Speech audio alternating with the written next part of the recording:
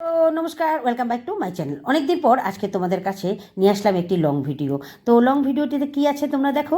আজকে নিয়ে চলে আসলাম আমাদের শহর মানে আসামের বঙ্গাইগাঁও অবস্থিত এক যে রাসমেলা, সেই রাসমেলার কিছু দৃশ্য আমি তোমাদের জন্য ক্যামেরাবন্দি করে নিয়ে আসলাম।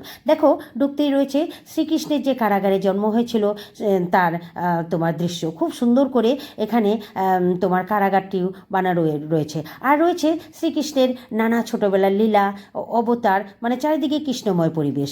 এবছরের রাসমেলার চমক যেন একদমই আলাদা। তার মানে এবছরের রাসমেলা আমাদের পা দিল 104 বছর। সত্যি সময় কিভাবে গড়ে যায় না, তাই না? সেই ছোটোবেলার থেকেই এই রাস মন্দিরে আমরা আসতাম মেলা দেখতে, বাবার হাত ধরে হাত ধরে। আর এখন ছেলে মেয়েকে নিয়ে ঘুরে বেড়াচ্ছি। এই যে মন্দিরটা তোমরা দেখতে পাচ্ছ, এটি হচ্ছে মেন রাস মন্দির। এখানে রয়েছে শ্রী রাধাকৃষ্ণ।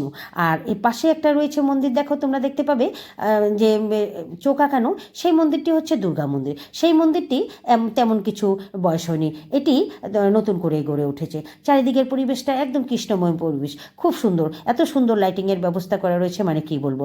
রয়েছে কৌরবদের রাজসভা, আর কৌরবদের যে 100 পুত্র ছিল সেটার খুব সুন্দর করে যে জন্ম হয়েছিল সেটা খুব সুন্দর করে এখানে তোমার বোঝানো হয়েছে।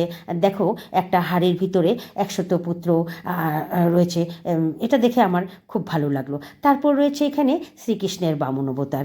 যেন মূর্তি দেখতে দেখতে মনে হলো যেন একদম মহাভারতের কালে পৌঁছে গেলাম, যেন মহাভারতের পাতা কেউ খুলে দিয়েছে আর আমরা পড়তে পড়তে চলছি, দেখতে দেখতে চলছি। দেখো, রয়েছে কালিয়া দমন, রয়েছে পুতনা রাক্ষসী বধ, রয়েছে বকাসুর বধ। খুব সুন্দর পরিবেশ, চারিদিকের পরিবেশ। আমার ভিডিওটি কেমন হয়েছে তোমরা কিন্তু লাইক কমেন্ট করবে, ঠিক আছে?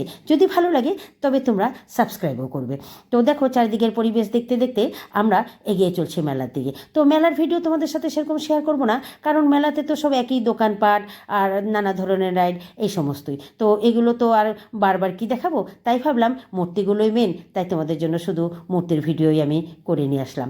তারপর মেলা দেখতে দেখতে আমার খুব চা তেষ্টা পেয়ে গেলো। এবার আমি বের হয়ে যাব, একটু চা খাবো। দেখো, চারিদিকে গন্ধে ভেসে আসছে তোমার জিলিপি, গরম গরম জিলিপি ভাজছে। আর তোমরা তো জানো আমি জিলিপি খেতে খুব ভালোবাসি, তাই গরম গরম জিলিপি খেয়ে নিলাম। আর খেয়ে নিলাম 1 কাপ চা।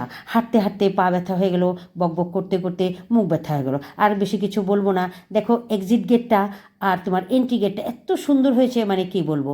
তো আমার ভিডিওটি কেমন হচ্ছে, ভালো লাগলে তোমরা লাইক কমেন্ট করবে আর সাবস্ক্রাইব করবে। আজকে আসি, টাটা।